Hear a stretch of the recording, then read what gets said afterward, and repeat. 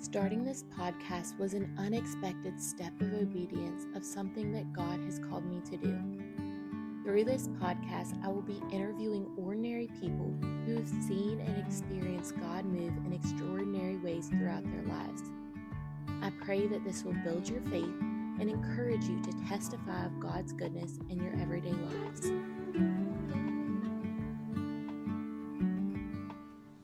Hey guys, welcome to another episode of the Testify of God's Goodness podcast. I have here with us Lindsey Funk, so I'm really excited for her to share her story with you guys. So Lindsey and I, how old are you? I'm 25. I'll be You're 26. 25? Yeah. Okay, so I'm 29, and we briefly crossed paths. I think you were at WVU when I was there, right before I graduated, and we were just talking before this. That we were both in Crew there, so that left a really big impact on us. So shout out to Crew if you have one on your campus, if you're in college. That's just an awesome organization to be a part of, so we're really excited for Lindsey to share her story. And we've talked here and there leading up to this, and you reached out a couple times for prayer and stuff, and even just to encourage me on the podcast, which is awesome.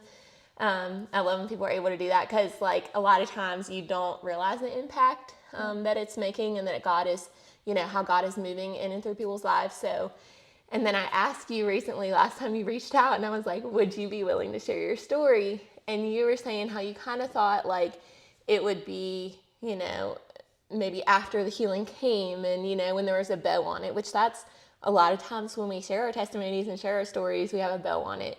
But also I think it's really impactful how you're going to share you're in the midst of the valley. Yeah. And how there's a lot of people listening and your story might look different, but you are also in a valley in your life. And so that's going to be really relatable and really helpful for people to hear how God's working, even though your prayers aren't answered how you would like them to be right now and in the timing that you want them to be, but how you're still trusting and leaning into God. So I'm really proud of you for that. Thank you. Okay, so tell us a little bit about yourself. So your work or callings in life, your family, and then anything else that you would like to share. Okay, sure. Yeah. So I graduated from Hampshire in 2018, and then I went to WVU and I studied public relations. And after graduating from there, I got a job with the West Virginia Department of Tourism. So I graduated in December and moved there in January, so it was super quick. That's in Charleston, so I moved there. I also have my own business, Soulful Branding, so I help local businesses around the county, and I still do PR for my home church, Kirby Assembly, remotely as well. Okay, cool. And then as far as family, I have 2 younger brothers and great parents and grandparents, extended family, and all the things. Awesome. So, yeah. That's so cool. Okay, so what is your testimony? So when you saw your need for Christ as your Savior, when you accepted Christ, and then the transformation that came from that. Yeah, so I've been blessed enough. I've always grown up in church, so I really don't remember the first time I was saved. I really don't know anything different, which is a blessing. But for sure, like you said, I used to think because I've known nothing different that I don't have a testimony. I didn't have one big come to Jesus moment. But looking back, I think my testimony is just through all the changes and ups and downs, of course, as you're a child, and then high school and college and after college, that things have changed and I've learned and grown, and that I keep coming back to God, or he keeps bringing me back to him, but that it's been a constant transformation and learning throughout life more than one time, I guess. That's awesome. Yeah, that's such a blessing that you have that, and that you have that firm foundation from such a young age. Okay, so what part of your story do you feel led to share today? Yeah, so today I feel led to talk about my health journey. It's been the past year and a half, close to 2 years, so it's kind of a long story. If I was to tell the whole thing, we'd be here way too long, but I'll try to shorten it the best Which I you have been saying, I'm trying to shorten it, and I'm like, no, just long. Tell, people want to hear all the details, it is helpful, so share as much as you want. Okay, so I had been living in Charleston about a year and a half, almost 2 years, I guess. It was November of 2023, and I feel like I was finally getting settled in. I was probably the happiest and healthiest I think I've ever been. I was meeting people, I was comfortable living there, I was working out, I was hiking all the time and getting used to adult life and settling in. And it was one morning I woke up and I had a weird feeling on my chest, kind of like a brick was sitting on my chest, like some chest pain, and I was like, this is weird. So I didn't have a doctor there. I never went to the doctor before, really. So I went to a Med Express, and because I was complaining of chest pain, they did an EKG, and the nurse was like, yeah, your heart's out of rhythm. Like, I'm going to call 911. Like, you're going to the hospital. And I remember being like, do I have to go? And she's like, well, you don't have to, but like, you should. And I'm Yeah. like, okay. And so I go to the ER, and they check me out, and they're like, your heart seems to be okay now. We think you just like pulled a chest muscle, and that's why your chest hurts. Like, take ibuprofen, like, you'll be better. Okay. And so I went home, and it had been like a week or two, and I was no better. And then one evening I started losing feeling in my legs, and I was like, something's not right. So I went back to the hospital and was there for a couple of days, and they ran some tests, but were kind of dismissive. They were like, you're young, you're healthy, it's like probably nothing. We think you just have like inflammation in your chest. Keep taking the ibuprofen, like it'll be okay. And so that was about January, and I tried to give it time and wasn't getting any better. And so then end of January, beginning of February of 2024, I started with the weirdest, most horrible symptoms. It was everything from nerve pain, joint pain, my knees, my elbows, my wrist. I was struggling to walk. I started losing my vision, seeing scary things. I started losing my hair. I started losing feeling in my body, having trouble swallowing, like just the weirdest, most random thing. So I finally was able to get into a regular primary care doctor, and they started running a lot of tests, and the only thing that showed up was that I had really high levels of COVID antibodies. And the doctor said, I think you just had COVID recently without knowing it. Okay. This is probably what all of this is. Like, it'll get better, just like give it time. And I was like, okay. So I go home, and nothing gets better, and everything keeps getting worse. And I was struggling to do basic tasks. I could hardly walk. I was in pain. I could hardly see. I was having to miss a lot of work, and I live alone, and so I just kept going back to them like something's not right. I really felt like I was like going to pass away. Like, I'm like, something's not right. And they were great and tried to help me. I had tons of tests. I had stomach scans, brain scans, blood work, heart scans, procedures, and everything kept coming back clear, which was good, but I'm like, something's wrong.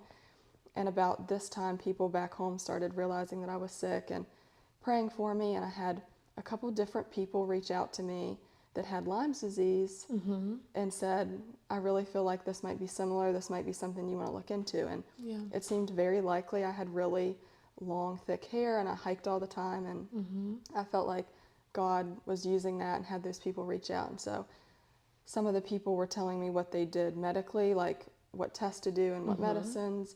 Some of them were telling me the holistic things they did and lifestyle changes. So I started implementing them, and then I went back to my doctor and asked that he do a Lyme's disease test, which he did. And he called me a couple of days later and said, it's positive, that's what you have. And I was so happy, well, not happy, but happy to get for an answer.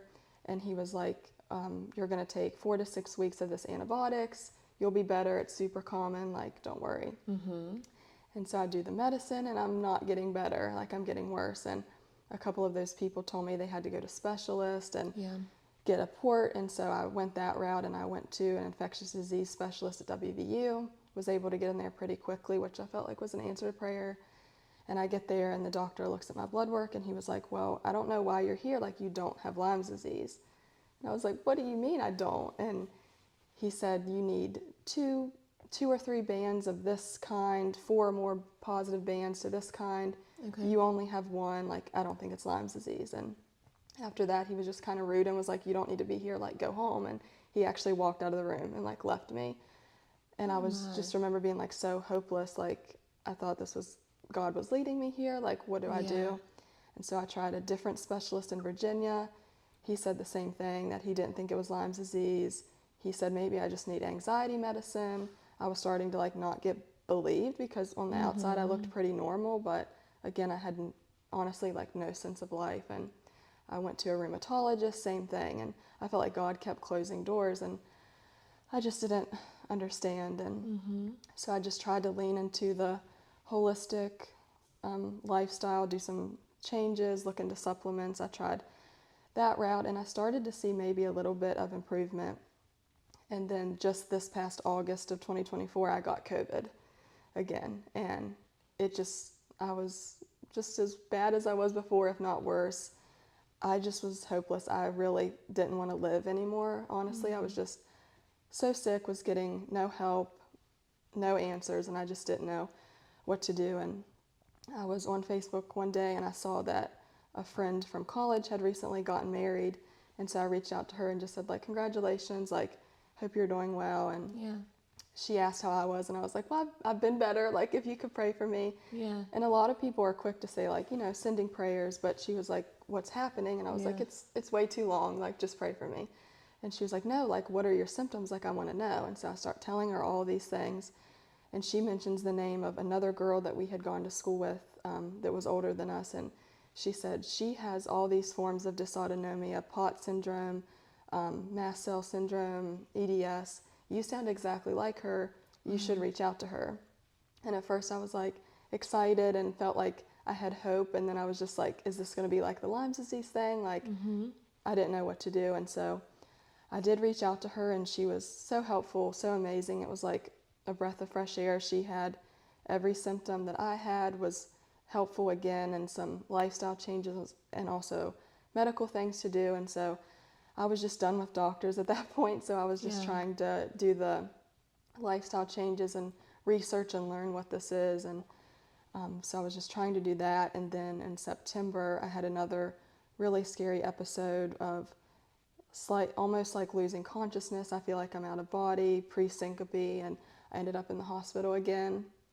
But this time the doctors and the nurses were really nice. They listened to me. They seemed like they cared. They understood. They had said they had started to see some cases like this in young, healthy women since COVID. And a couple of them started mentioning POTS syndrome. And I'm like, well, maybe I needed to be here, and I'm going to, get answers. I even got a tilt table test, which they often use to diagnose POTS. And they said, we're pretty sure this is it, but a cardiologist has to be the one to diagnose you, so just wait on him to come around. So I was in the hospital a couple of days waiting, and he finally came around, and he spent maybe like 3 minutes with me.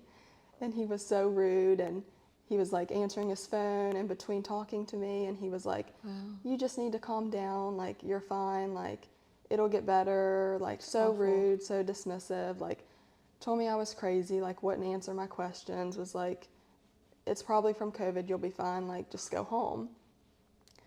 And again, I'm like, are you kidding me? Like, I thought, this was my answer. And the nurses came to discharge me, and they're like, we're so sorry, like, you shouldn't be going home, but, we can't do anything else. You should really try to see a different cardiologist and get an answer. And so I went home, and I was able to find a different cardiologist, and he looked at all my paperwork, looked at the tilt table test results, and he said, it does look like POTS, and that was this past October. So I did get a final diagnosis, and again, I kind of felt not happy but relieved for an answer, and I was like, okay, so what do we need to do? And he was like, well, drink water, have extra salt, and exercise, like, you'll be fine. And so I left, and again, I was like, that's not going to work. Like, I could hardly walk, I could hardly work. I'm like, that exercise and water, like, is not going to help me. I can't do that. Like, so again, I was just stuck of like, God really put all this into place, and I had an answer, but I didn't know what to do. I felt like I couldn't hear his voice. Like, am I supposed to wait? Am I supposed to pursue more things? And I tried to just wait it out. And again, it was just getting to the point, like, what is this going to look like? Am I going to be able to work? Am I going to be able to live alone? Like, I didn't know what to do. And I always said I would never be the person that's like, God, give me a big sign. But I was just like, that's me all the time. I was just like, gotta be crystal clear. Okay, like, what do I do? And some people had mentioned, like, you should really look into the Cleveland Clinic. I think they have a POTS program. And I appreciated the help, but I was just so done with doctors and bills and no answers. And I was just like, one day I was like, okay, am I supposed to go to Cleveland Clinic or not? Like, give me a sign, like, your typical thing. And so I just Googled Cleveland Clinic POTS program or something just to, like, find their phone number. And the first thing that came up was an article. And so I clicked on it, and it was about this young woman who had had all these crazy, bizarre symptoms for almost 10 years and wasn't getting answers and wasn't getting help, which, of course, hers didn't come from COVID. Hers was from an injury. It was before COVID, but she was a mom of 2 young kids, ended up being pretty much bedbound. She had been a physical therapist, had to stop doing that. And she, after almost 10 years, went to Cleveland Clinic and got a diagnosis of POTS and did their program and had seen some good results. And since then, she combined her background of physical therapy with what she learned there, and she was back to working, and she was offering a rehab program for POTS. So I was like, I'll look her up, and I did, and I saw that she was in Pittsburgh, which is close considering, but I was like, I can't drive from Charleston to Pittsburgh multiple times a week for rehab, but I did the free discovery call just to see if she had advice or tips, and she was so nice, had experienced all of this, was so helpful, and I told her I probably wouldn't be able to make it there because of the distance, and she said they've seen such an increase in these cases and from girls all over that. Is that because of COVID? Yes, because of COVID. And what is POTS? What does that stand for? So POTS stands for postural orthostatic tachycardia syndrome. Okay. Basically, when you're standing, your blood pressure drops and your heart rate increases. So like I'm sitting here, my heart rate's probably 60 or 70. When I stand, it could be 120, 130 more. But I also had a lot of the other dysautonomia symptoms, like I mentioned, of nerve pain and a lot of other things. But POTS is the condition of that. It's seen a lot after COVID or after the COVID vaccine. But did you get the vaccine I as did. well? Okay. I did. It wasn't recent. I was in college, so it wasn't right when all of this started. But Right, and they really encouraged you while you were in college. Did you have to get it? I pretty much did. Okay, I thought so. Yeah, they worded it to be where I didn't have to, but in order to go to my capstone to graduate, I did. So You did. that's basically Wow. I did. Yeah. So that's why I had it. The interesting thing is it seems to be affecting females that are in their childbearing age that were specifically healthy and active before. Wow. Which there's not That's a lot of research crazy. around it, but they're starting to see that more. Yeah. So she told me because she's seen such an increase in these cases that she started a virtual program that you can do through an app with her rehab. That's awesome. And so I considered it, but I was just kind of leery after everything I've been through, and it was more money, and I just prayed about it and waited, and I just felt like God was like, you have no other choice, like just try it, like you're here, I brought you this far. And so I enrolled in the program the end of October. It's a year program, so I'm like 6 months in. So Okay. all that to say, like you mentioned, I'm not completely healed. I still struggle. My life looks completely different, but I have seen improvements. I am thankful to have a program and somebody that understands it, just because, like I said, my main thing was just getting put off. Like nobody believed me, medical professionals, specialists, doctors. So rude, made such rude comments, said I'm making it up, that it's all in my head. And I do appreciate having this rehab program where the person that leading it went through this and knows what it's like. Hers came from a concussion. It wasn't from COVID, but same symptoms. And so it has been helpful, but yeah, it's a shortened version. Crazy. Yeah, thank you for Yeah. sharing all that. And that is discouraging.